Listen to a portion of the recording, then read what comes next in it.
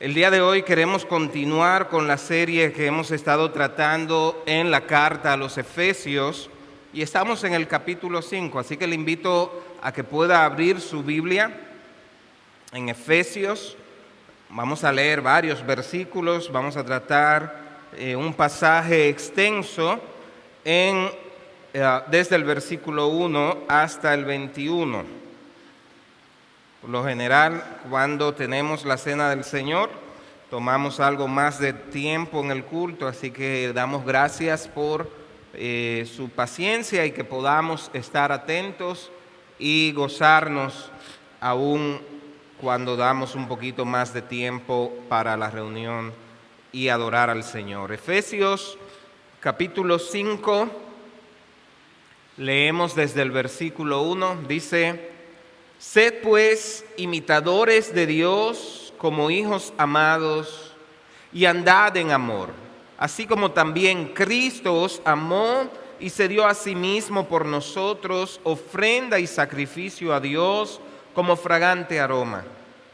Pero que la inmoralidad y toda impureza o avaricia ni siquiera se mencione entre vosotros, como corresponde a los santos. Ni obscenidades, ni necedades, ni groserías que no son apropiadas, sino más bien acciones de gracias.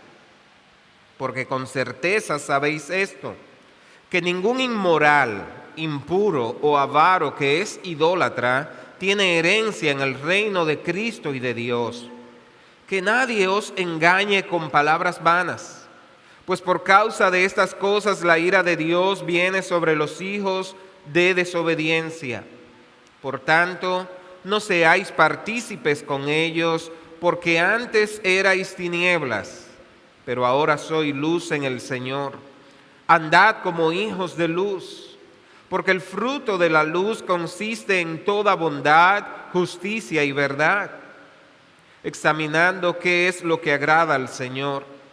Y no participéis en las obras estériles de las tinieblas, sino más bien desenmascaradlas, porque es vergonzoso aún hablar de las cosas que ellos hacen en secreto. Pero todas las cosas se hacen visibles cuando son expuestas por la luz, pues todo lo que se hace visible es luz. Por esta razón dice: despiértate tú que duermes, y levántate de entre los muertos, y te alumbrará Cristo.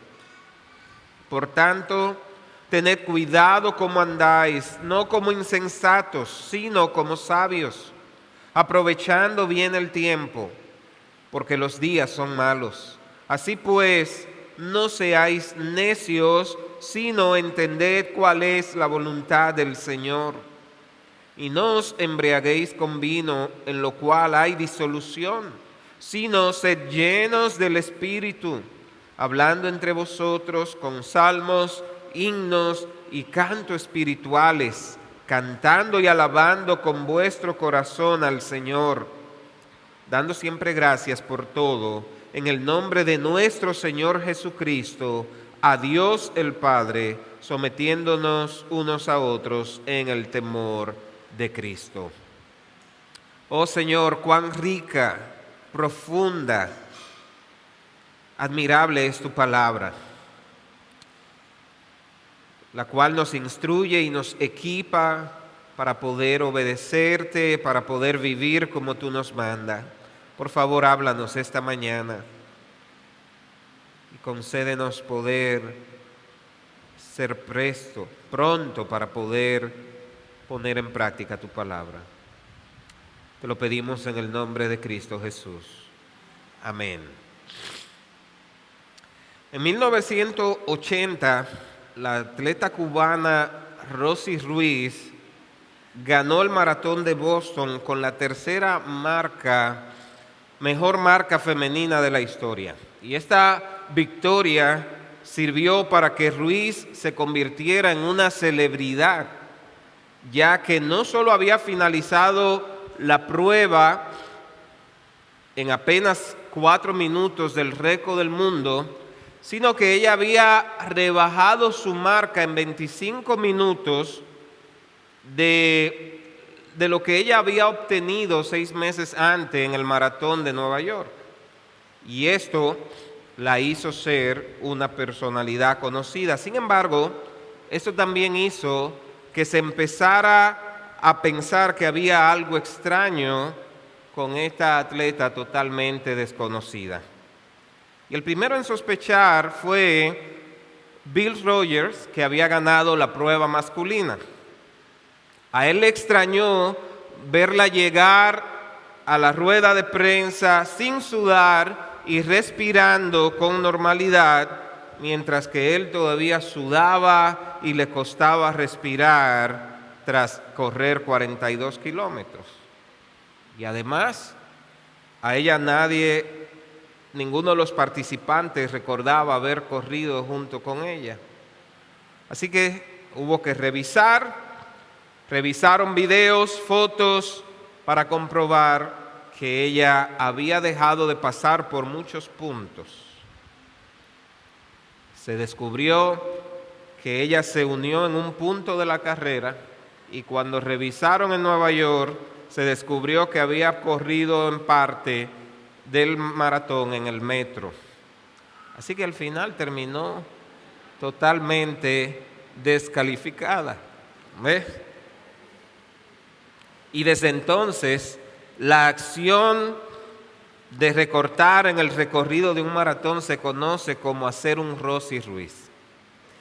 Ahora, en la carrera de la vida que corremos los cristianos, hay muchos que quieren emular a Rosy Ruiz.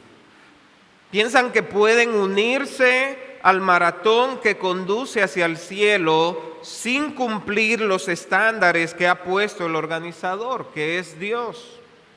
De hecho, cada vez con más frecuencia vemos personas que dentro de las iglesias quieren ser cristianos, pero que viven la vida de acuerdo a sus propios estándares, no a los estándares de Dios.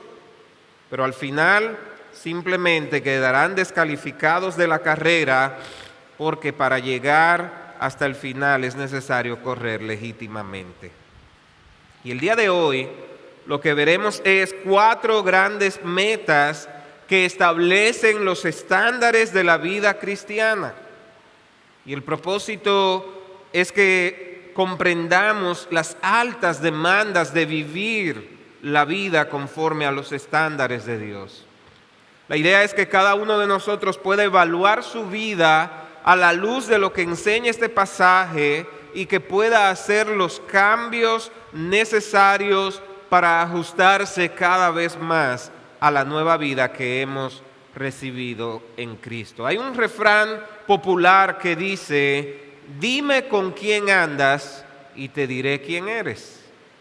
En nuestro caso, he titulado la prédica de hoy: dime cómo andas y te diré si eres cristiano. Y el primer punto que vamos a ver es que un verdadero cristiano anda en amor y santidad.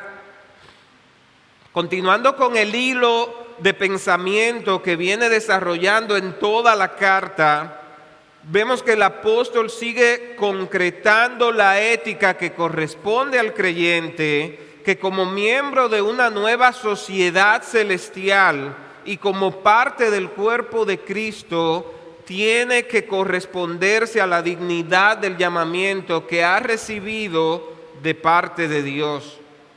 Y no solo ha de vivir entre los creyentes conservando con solicitud la unidad del Espíritu en el vínculo de la paz que Dios ha determinado para su pueblo, sino que aquel que ha sido santificado para Dios ha de cultivar unos valores que se manifiestan abiertamente delante de aquellos que los observan. ¿Cuál es el estándar de vida que espera Dios de sus hijos? El versículo 1 dice: sean pues imitadores de Dios como hijos amados. ¡Wow! Qué poca cosa se espera del creyente, ¿verdad? No dice imiten al presidente de la República, imiten al más intelectual. Directamente dice este pasaje: sean imitadores de Dios. Y el verbo utilizado acá sugiere la idea de llegar a ser o hacerse como. Y tiene la connotación de que lo que se pide a imitar no es algo de un momento. No quiere decir sé como Dios cuando te conviene o sé como Dios en esto o aquello. Da la idea de una imitación permanente. Adoptar el estilo de vida que se nos está pidiendo permanentemente. Ahora la pregunta que surge ¿es posible imitar a Dios como demanda este pasaje? Porque parece algo imposible, ¿verdad? Y naturalmente lo es en nuestras propias fuerzas y en nuestras propias capacidades. Pero lo que debemos recordar es que cada creyente es puesto en Cristo, vinculado a Él para que pueda ser considerado en el Hijo amado. Y si tú eres cristiano, significa que tú eres hijo de Dios. Cristo, en su obra, ha hecho posible al hacerse hombre y realizar por los hombres la expiación de los pecados, que estos que eran marginados, que estaban muertos en sus delitos y pecados, ahora puedan ser incorporados en la familia de Dios mediante el posicionamiento que Cristo otorga. Y en base a su obra se nos da la condición de hijos. Así que la imitación de Dios no solo es posible, sino que se espera de cada creyente. Ahora, esto no significa que se espera que nosotros seamos perfectos en el sentido de que nunca pecaremos. Lo que significa es que en el poder del Espíritu Santo que mora en nosotros, nos esforcemos por vivir de acuerdo al estándar de Dios. Voy a repetir esto. No se espera que tú seas perfecto, que nunca peque. No se espera que seas un santo a quien hay que venerar. Pero se espera que en el poder del Espíritu Santo te esfuerces en vivir de acuerdo a lo que Dios demanda. ¿Y qué es lo primero que debemos imitar? Andar en amor. Imitar a Dios en la manera en la que Él ama. Y es interesante notar que no se nos dice que amemos cuando podamos amar, o que amemos de esta manera o de aquella, de manera puntual o genérica. El pasaje dice, anden en amor. Es decir, el amor no es una expresión en la vida, sino la razón misma de ella. Se trata de una vida que está gobernada, impulsada y conducida por el amor. Así que aquí no hay atajos. No podemos hacer como Rosy Ruiz y tomar un metro para correr más rápido el maratón. Se nos manda amar de manera desinteresada y de manera abarcante, es decir, no solo a aquellos a quien yo quiero amar o a los que me conviene amar, debo amar incluso a aquellos que son difíciles de soportar. No es un amor selectivo. En el capítulo 2 vimos que se nos habla de las buenas obras que Dios preparó para que anduviésemos en ella, dando la idea de que el buen obrar no es algo que suele ocurrir de vez en cuando, sino que debe ser la norma. Y de la misma manera ocurre con el amor. En unión vital con Cristo, como creyentes, no solo estamos capacitados para amar sacrificial y desinteresadamente, sino que Jesús se convierte en nuestro ejemplo a seguir en la senda de amor. ¿Y cómo nos amó Él? Dice el pasaje que fue sacrificialmente. Dio su vida. Y es lo que vamos a ver en todas las Escrituras. Ahora, debemos preguntarnos de nuevo, ¿es posible para nosotros lograr amar como Cristo nos amó? ¿Tenemos esa capacidad? Y a lo que respondemos, el amor de Dios con el que Jesús nos amó fue comunicado por medio del Espíritu Santo y derramado sin límite en cada creyente. No para que amemos simplemente, sino para que andemos en amor. En pocas palabras, somos capaces de amar como Él nos ama, porque Él nos amó primero. Él no nos está pidiendo algo imposible o para lo que no nos capacita. Él nos está pidiendo algo para lo que Él mismo nos capacita a hacer.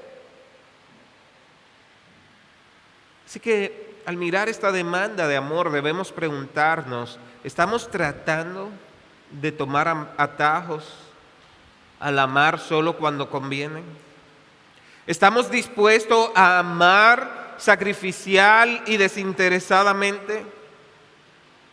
¿Puedo decir que estoy amando o andando en amor como Cristo manda?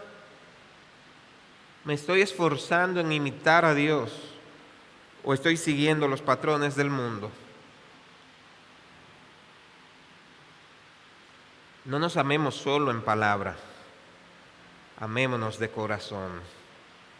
Ahora, siguiendo el patrón de contraste usado por el escritor en la carta, pasamos a ver que la vida cristiana no solo es contenido en amor, sino también en santidad. Y la santidad es irrenunciable para el creyente, no es una opción de vida, sino la expresión del llamado que recibió. Ahora, la pregunta que podemos hacer aquí es, ¿por qué, si está hablando del amor, hace un contraste con la inmoralidad? ¿No le parece como curioso, verdad? De repente está diciendo anda en amor y pasa a hablar así como de la inmoralidad. ¿Por qué?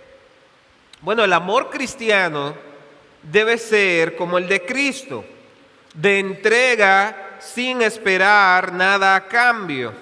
Frente a ese amor está el amor egoísta, si se le puede llamar así, que busca la satisfacción personal, aun eso implique el perjuicio de otros.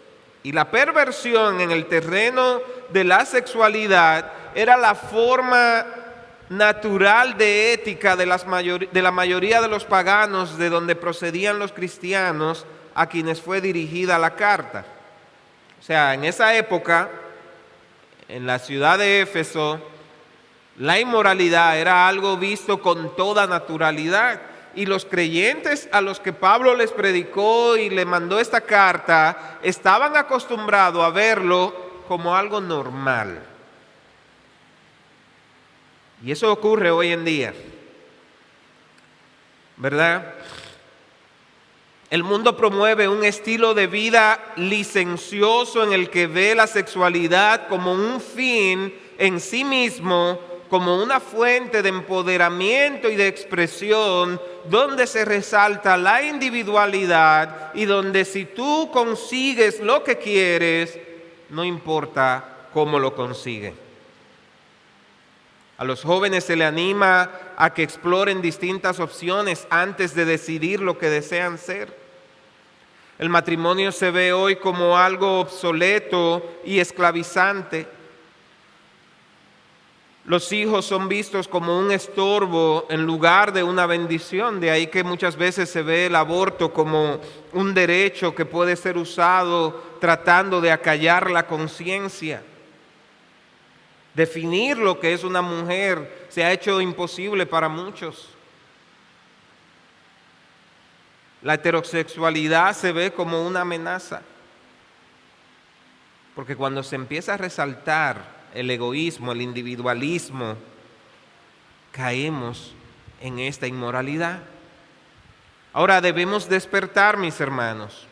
Nos hemos acostumbrado a ver lo pecaminoso como normal. Muchas veces nosotros hasta relajamos, hacemos chistes con cosas que sabemos que son pecaminosos. Ahora, note que el pasaje dice que la inmoralidad y toda impureza o avaricia ni siquiera se menciona entre ustedes como corresponde a los santos. Y la idea no es prohibir hablar de estas cosas, sino más bien enfatizar que estos pecados han de ser alejados de nuestras vidas, de modo que ni siquiera hay una insinuación de ellos en nuestras vidas. Que no parezca que nos estamos deleitando frente a estas cosas, que no nos hagamos partícipe o aprobando estas cosas. Nosotros somos llamados santos a razón de que hemos sido santificados y seguimos siendo santificados por el Espíritu Santo. Y como santos no podemos vivir en la inmundicia del pecado porque precisamente fuimos separados del mundo. El día que Dios te hizo nacer de nuevo, te separó, te apartó. Lo que significa santo o santificado es eso, estar apartado, ser separado. Y la exhortación de los versículos 1 al 4 va dada en medio de una solemne advertencia en el versículo 5. Mire lo que dice: porque con certeza ustedes saben esto, que ningún inmoral, impuro o avaro que es idólatra tiene herencia en el reino de Cristo y de Dios. Yo no sé cómo usted se siente cuando lee esto, pero eso es una fuerte advertencia. Y dice, no tienen herencia. Y lo que está diciendo sencillamente el apóstol Pablo aquí es, la inmoralidad y la salvación son incompatibles. Tú no puedes pretender vivir una vida inmoral y decir que eres salvo o que eres cristiano. Eso es incompatible. Mira cómo lo dice el apóstol Juan en su primera carta, capítulo 3, versículo 7 en adelante. Dice, hijos míos, que nadie los engañe. El que practica la justicia es justo, así como Él es justo. El que practica el pecado es del diablo, porque el diablo ha pecado desde el principio. El Hijo de Dios se manifestó con este propósito para destruir las obras del diablo. Ninguno que es nacido de Dios practica el pecado, porque la simiente de Dios permanece en él. No puede pecar porque es nacido de Dios. En esto se reconocen los hijos de Dios y los hijos del diablo. Todo aquel que no practica la justicia no es de Dios, tampoco aquel que no ama a su hermano. Fíjese que el estándar que pone Dios no es tan bajito, es alto, es grande. Así que mi hermano, Dios se toma en serio la santidad. Lo que estamos viendo aquí es que los hijos de Dios andan conforme a la voluntad de Dios. Y los versículos 6 y 7 del pasaje que estamos estudiando en Efesios dicen que nadie los engañe con palabras vanas, pues por causa de estas cosas la ira de Dios viene sobre los hijos de desobediencia. Por tanto, no sean partícipes con ellos. Está claro la advertencia. Y el marcado énfasis que da es notable y expresa una prohibición firme de no tener comunión con el obrar propio de los gentiles que no son regenerados.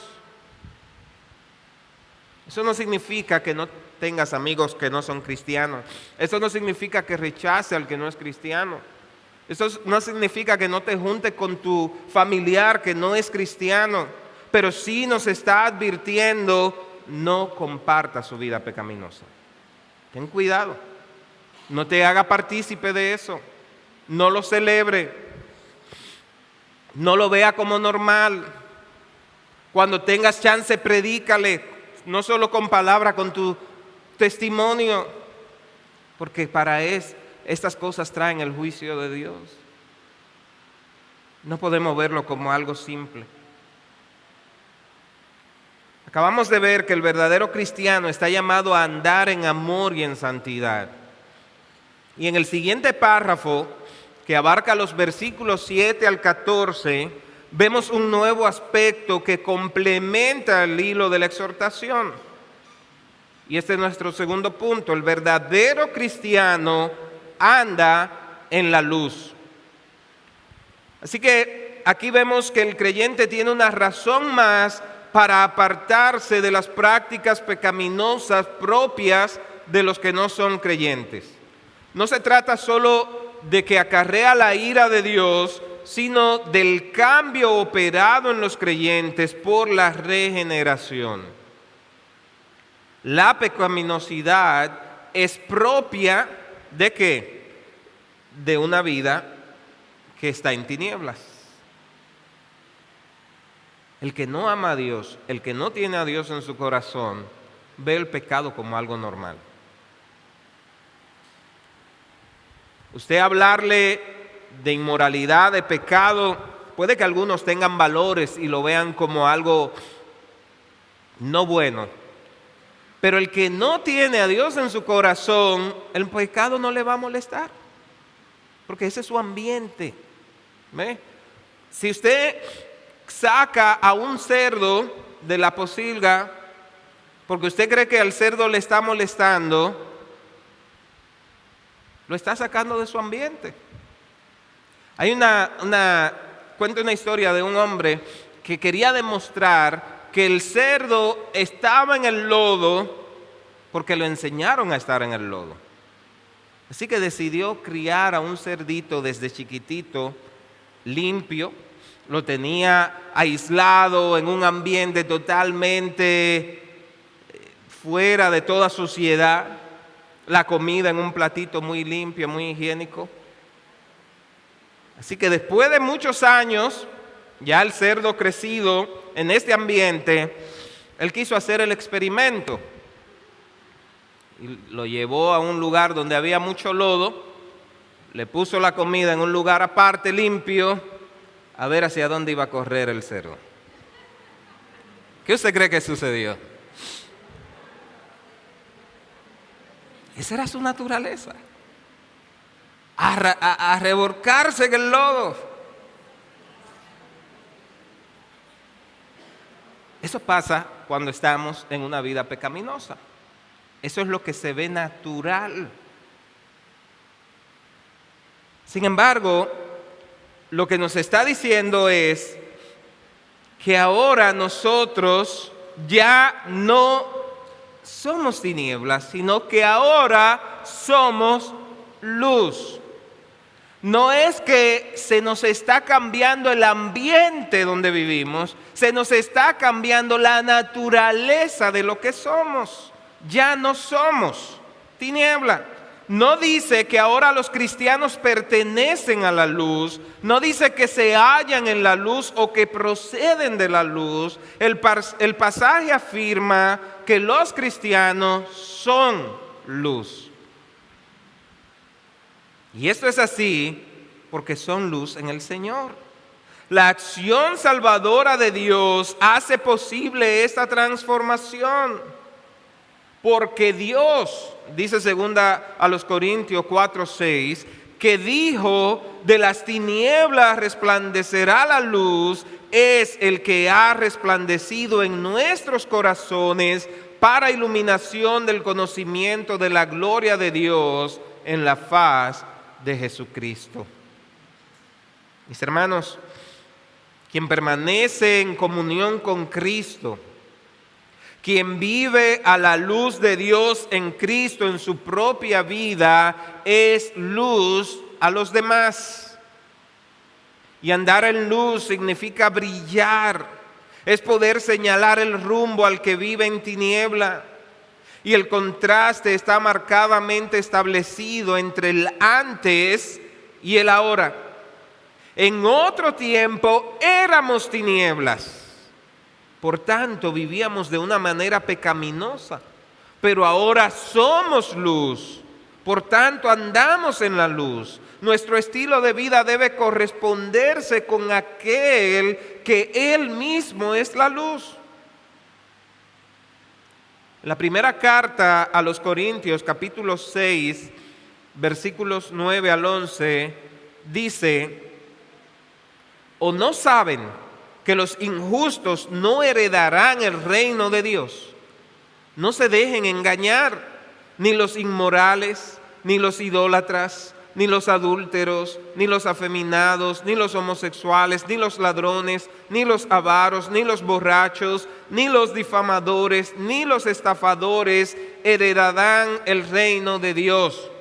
Esto suena muy fuerte, y lo es, y puede desalentar a cualquiera, pero la palabra de Dios siempre trae esperanza.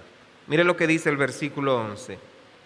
Y esto eran algunos de ustedes. Eran.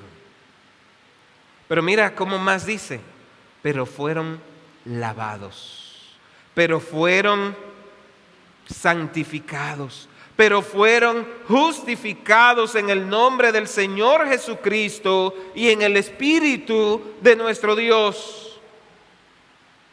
Qué gozo es poder decir: gracias, Señor, por haberme limpiado de mi pasado.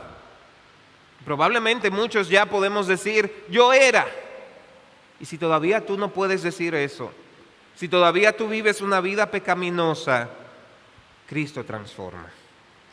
Tú también puedes decir: yo era. En el poder de Dios, Él te limpia de todo pecado. Él puede venir a alumbrar tu vida y quitar esa tiniebla. Andar en luz se convierte en un modo de alabanza a Dios. Como dijo Jesús en Mateo capítulo 5, versículo 16: así brille la luz de ustedes delante de los hombres, para que vean sus buenas acciones y glorifiquen a su Padre que está en los cielos. La pregunta es: ¿eres tú luz?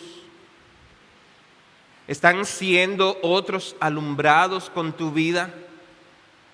¿Refleja tu andar que realmente la luz de Cristo resplandeció en tu corazón? Si todavía no has dejado que la luz de Cristo brille en tu vida, clama a Él. Dile: Señor, ven, alúmbrame, ilumíname. Sácame de estas tinieblas. En el versículo 9 vemos 3 manifestaciones o frutos de la luz. Dice: porque el fruto de la luz consiste en toda bondad, justicia y verdad. Es decir, el que anda en la luz ha de ser conocido por su bondad, lo cual apunta a un corazón generoso que siempre procura el bien de los demás. En segundo lugar, por su justicia, lo que tiene que ver con una conducta recta y justa que se manifiesta a todos en sus actividades y forma de vida. Y en tercer lugar, en toda verdad o en todo lo que es verdadero. Y esas 3 virtudes que hacen que un creyente sea bueno, justo y verdadero son dones de la luz, es decir, de Dios mismo, que ponen de manifiesto la realidad de su unión con Cristo. Más aún, mire lo que dice el versículo 10. Nos enseña que cada creyente debe examinar cada acción para comprobar aquello que es agradable al Señor. ¿Por qué? Porque tal como exclamó Pablo: ya no vivo yo, ahora vive Cristo en mí. Ahora yo quiero hacer lo que es agradable al Señor. Lo próximo que vemos en el pasaje, nuestro tercer punto, versículos 15 al 17, es que el verdadero creyente o el verdadero cristiano anda en sabiduría. Vimos en primer lugar que el cristiano anda en amor y santidad. En segundo lugar, vimos que el creyente anda en luz. Y ahora en tercer lugar, vemos que el cristiano anda en sabiduría. Versículo 15. Por tanto, tengan cuidado cómo andan, no como insensatos, sino como sabios. Y la advertencia comienza con un llamado a prestar atención diligente y establece un contraste entre dos maneras de vivir: la necedad y la sabiduría. Y la sabiduría cristiana es práctica. ¿Sabe por qué? Porque nos enseña a cómo comportarnos. Es mucho más que acumular información. Sin la aplicación de la sabiduría recibida por Dios al control de la vida cristiana, esta se convierte en un estilo de vida necio. Uno que está caracterizado por las tinieblas, no por la luz. Ahora, la verdadera sabiduría consiste en ser transformado en nuestra mente, y eso lo vimos hace varios domingos atrás, cuando predicó nuestro hermano Matías. Y entonces, a medida que nuestra mente, nuestro modo de pensar va cambiando, se ve reflejado en nuestra manera de vivir, porque se va ajustando cada vez más al modo de Dios y no al mundo. Ahora, el pasaje nos indica cuál es la manera más apropiada de andar en sabiduría. Versículo 16. Aprovechando bien el tiempo, porque los días son malos. Vamos a decirlo simplemente: sé sabio, porque los días son malos. Anda en sabiduría. Y una vez más, permítame enfatizar que la idea que da el verbo andar en este pasaje es un estilo de vida. Vivan de manera sabia, vivan en sabiduría. Eso es lo que está diciendo. Y la razón: los días son malos, aprovechen el tiempo. Ahora, los sabios saben que el tiempo es un recurso muy preciado. Como dice el refrán, el plátano maduro no vuelve a verde, y el tiempo que se va no vuelve. Ahora, la palabra tiempo usada aquí no se está refiriendo a los minutos o a las horas, se está refiriendo a una época. La época en la que vivimos es mala. Aprovecha la época, aprovecha el tiempo de vida que se te ha dado, porque los días son malos. En el Salmo 90, el salmista reflexiona sobre la eternidad de Dios y la transitoriedad de la vida del ser humano. Y en el versículo 12, Salmo 90, 12, él ora de esta manera: enséñanos a entender la brevedad de la vida para que crezcamos en sabiduría. La Reina Valera dice algo así como: enséñanos a contar nuestros días de tal modo que traigamos al corazón sabiduría. Ahora tenemos dos aspectos: los días son malos y la vida es breve. Por tanto, vívela sabiamente, vívela con sabiduría, anda en sabiduría. Y quiero traer algunas aplicaciones de esto. Y quiero empezar con los jóvenes. Joven que me escucha esta mañana, la vida es breve y los tiempos son malos. Cuando uno está muy joven, no piensa en estas cosas. Uno cree que la vida es eterna. Y quiere y sueña y planea y quiere lograr tantas cosas. Pero yo quiero decirte: procura ser diligente en entender cuál es la voluntad de Dios para ti. No desperdicie tu vida atesorando aquellas cosas que son corruptibles. No desperdicies tu vida en cosas que son vanas, es decir, que se acaban. Dedica tu vida a Dios, procura andar en amor, procura que la luz de Cristo brille en tu vida de tal modo que muchos sean alumbrados por medio de ti. Hombres que están aquí esta mañana, los tiempos son malos. No desperdicie tu vida en las cosas que son temporales. Jesús preguntó: ¿qué provecho obtendrá un hombre si gana el mundo entero, pero pierde su alma? Trabajar es bueno y nos manda el Señor a que lo hagamos, pero no hagas del trabajo un ídolo. Hombre, no haga de las posesiones un tesoro especial por encima de Dios. De los pasatiempos, los deportes son buenos, pero sé sabio en usar tu tiempo, pues eso que es bueno puede terminar convirtiéndose en un mal para ti. Sé sabio, aprovecha el tiempo. Mujeres, tengan cuidado cómo andan. Lucir bella es bueno, pero ten cuidado de no hacer de tu cuerpo un ídolo. No descuide tu relación con Dios y a tu familia persiguiendo el sueño de conseguir cosas. Los necios van tras las cosas que perecen. Los sabios ponen la mira en las cosas de arriba. Examina tu corazón. Pregúntate: ¿estoy andando como sabio o estoy dejando que la necedad me controle? Pasando a nuestro último punto, cuarto y último punto, podemos afirmar que el verdadero cristiano anda en el Espíritu, versículos 18 al 21. O dicho de otro modo, el cristiano es alguien que busca ser guiado por el Espíritu Santo.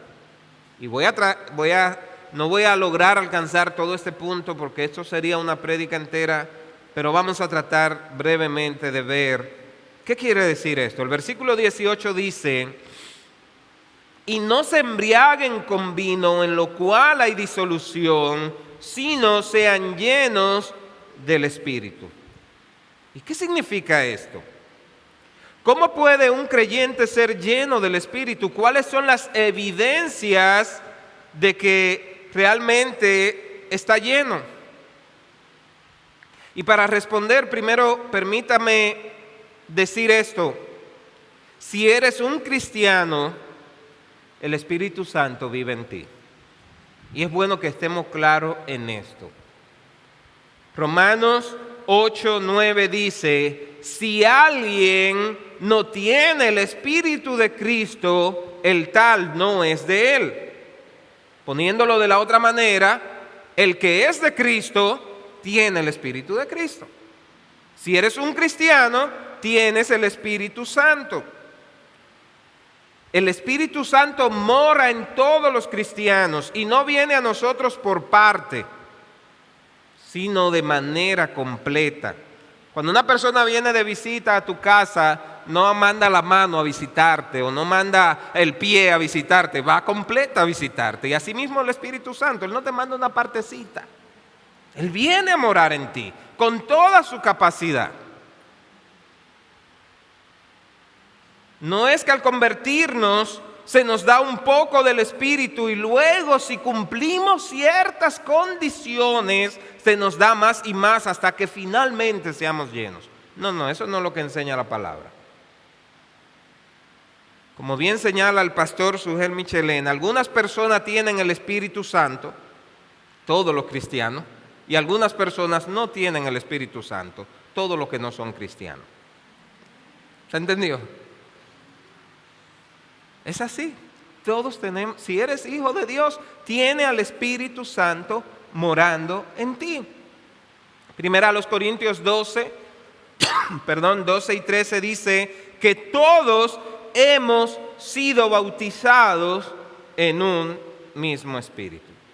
Ahora, teniendo esto claro, tenemos que notar que la exhortación que acabamos de leer, Efesios 5:18, ser lleno del Espíritu, es dada a un grupo de creyentes. Así que, ¿qué quiere decir esto? Si todos tenemos el Espíritu Santo y aún así se nos manda que seamos llenos, ¿cuál es la diferencia? En primer lugar, entendido de una manera muy simple, quiere decir vivir bajo el control del Espíritu Santo. Vivir bajo la guianza del Espíritu Santo. Y la palabra pleró, utilizada acá en la Biblia para ser lleno, tiene la idea de influencia total, ser influenciado total. Y en los relatos del Nuevo Testamento con frecuencia podemos leer acerca de alguien que estaba lleno de enojo, o que estaba lleno de temor, o lleno de asombro, o lleno de maravilla. Y lo que básicamente eso quiere decir era que estaba controlado, atrapado, influenciado por eso. Y eso es lo que significa ser lleno del Espíritu Santo. Cuando alguien dice está lleno de miedo, no es que tiene un poquito de miedo, pero puede seguir adelante. Cuando alguien está lleno de miedo, quiere decir está controlado por ese miedo. Y esto es lo que está diciéndonos acá. Estar lleno del Espíritu Santo significa ser dominado por el poder del Espíritu Santo en tu vida, de modo que tú entregas tu control a Él. No es como tú decir, bueno, Espíritu Santo, mira, vamos a hacer un trato. En estas cosas yo quiero que tú me dejes controlar a mí. Yo te voy a entregar el control en esto, y yo voy a controlar acá. No, cuando el Espíritu Santo viene a morar en ti y tú te llenas del Espíritu Santo, entonces tú estás entregando tu control, el control de tu vida a Él. Ahora, muchas veces queremos hacerlo así. Queremos hacer trato con Él, ¿verdad? Pero lo que vemos aquí es lo contrario. Si Él mora en nosotros y nos llena, es para guiarnos. Note el contraste que da. No se embriaguen con vino, en lo cual hay disolución. Antes bien, sean llenos del Espíritu. Y aunque pudiéramos pasar ahora tratando de establecer la teología de no tomar, de tomar, de que si se puede, que ese no es el punto principal. Lo que necesitamos entender aquí es que una persona cuando está ebria pierde su control. Está bajo los efectos de una sustancia que le hace hacer cosas que en su puro juicio no haría. Por eso usted habrá escuchado decir, no hay cosa que hable más disparate que un borracho, ¿verdad? Y hay muchos que cuando quieren decirle 2 o 3 cosas a alguien, se toma el alcohol para tener la capacidad de decir lo que quiere decir. Pierde el control, ahora se lo entregó a esa sustancia. Ahora, la persona ebria pierde el control de sí misma, pero lo interesante es que estar bajo el control del Espíritu Santo no quiere decir que tú pierdes tus capacidades. No, esto no es lo que está diciendo. Mientras que el ebrio pierde su capacidad, dice la palabra que uno de los frutos del Espíritu es el dominio propio.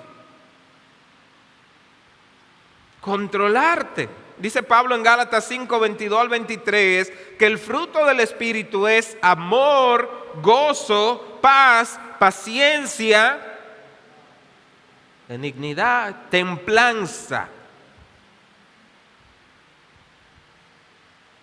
Es decir, dominio propio, autocontrol. Y en 2 de Timoteo 1:7 Pablo dice una vez más que Dios no nos ha dado un espíritu de cobardía, sino de poder, de amor y de dominio propio. ¿Sabe qué es lo que sucede? Que el Espíritu Santo toma nuestras facultades y las pone a funcionar adecuadamente.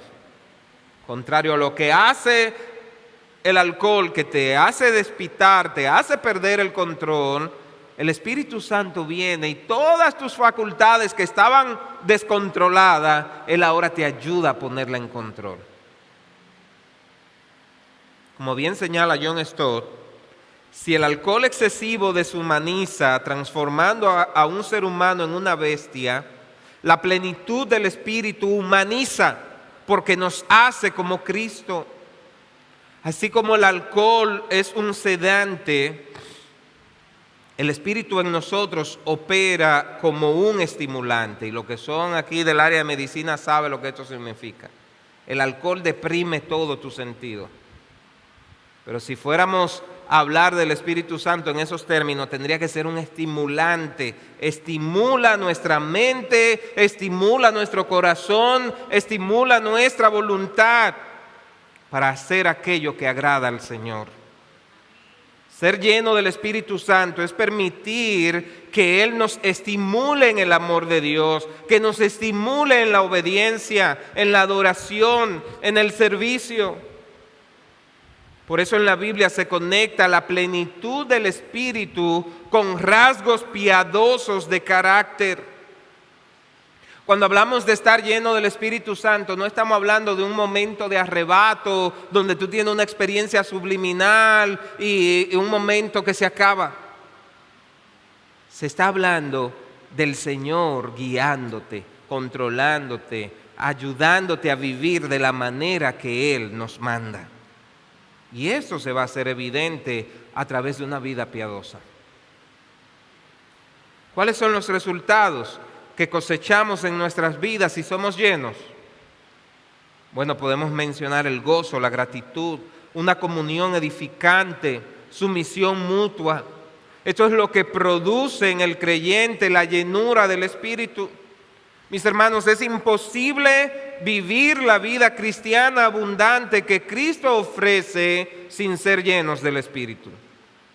Esa llenura es imprescindible para el gozo cristiano, para la adoración espiritual, para el servicio fiel, para la obediencia constante. No podremos andar como es digno de la vocación con que fuimos llamados. No podremos vivir a la altura de lo que somos como cristianos. No podremos ser imitadores de Dios o andar en amor o andar en luz o andar en sabiduría si no somos llenos del Espíritu. Nuestro Señor Jesucristo dijo a sus discípulos: separados de mí, nada pueden hacer. Y Él mora en nosotros por su Espíritu. Fuera de su influencia, quedamos reducidos a menos que nada. Así que si hay algo que necesitamos con urgencia en nuestras vidas, es ser llenos del Espíritu Santo. Entregarle el control a Él. Si tú no lo has hecho, dile: ven, Espíritu Santo, te entrego todo a ti. Guíame, guíame. ¿Cómo podemos ser llenos del Espíritu? ¿Cómo se evidencia cuando una persona está llena del Espíritu? Venga el domingo próximo para que lo escuchen. El día de hoy hemos visto que el cristiano está llamado a imitar a Dios, está llamado a andar en amor y santidad, está llamado a andar en la luz, está llamado a andar en sabiduría y está llamado a llenarse del Espíritu. Todo esto es posible por la obra de Cristo. No porque en nosotros haya alguna capacidad, sino por lo que Cristo ha hecho para que esto sea posible. Quiera el Señor que seamos diligentes en procurar hacer todo esto que Él nos pide. Y si todavía, una vez más, déjame decir esto, si todavía no le has entregado tu vida a Él, no hay nada mejor que pasar de las tinieblas a la luz. De tú vivir tu vida a la deriva, a tú entregar a alguien que te va a guiar a una vida en abundancia en Cristo Jesús. Deja que sea Él que te guíe y podrás disfrutar de mucho más. Podrás disfrutar de paz, de amor, de gozo, Y eso se va a hacer evidente. Se va a hacer evidente. Oremos. Señor, te damos gloria y honra. No queremos simplemente ser cristianos de nombre, queremos vivir como tú mandas. Queremos, Señor, realmente vivir como la luz que tú nos llamas a ser, alumbrar a muchos. Queremos rechazar la necedad y vivir en sabiduría. Queremos andar en amor y en santidad. Y esto solo es posible por medio de tu Espíritu Santo. Por eso te rogamos, Señor, guíanos. Llénanos, Espíritu Santo. Que lo que somos dé evidencia de que realmente hemos sido transformados por tu poder. Y si hay alguien aquí que todavía no ha dado su vida a ti, que en esta hora te conozca, toca su corazón. Transforma, Señor, porque tú eres poderoso para salvar. Te lo pedimos en el nombre de Cristo Jesús. Amén. Amén.